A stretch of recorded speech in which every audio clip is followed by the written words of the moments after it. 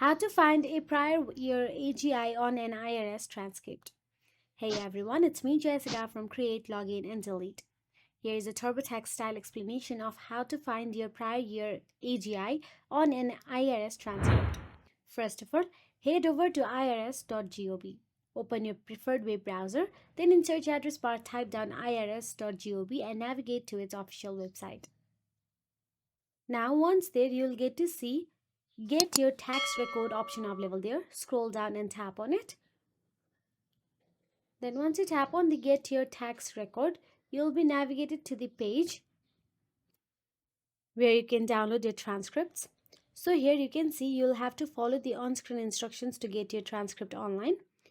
If you prefer mail, then you can scroll down a little bit, then request a transcript by clicking Get Transcript by Mail option available there. And that is it. If you found this video helpful, please like, share and subscribe, and thank you so much for watching.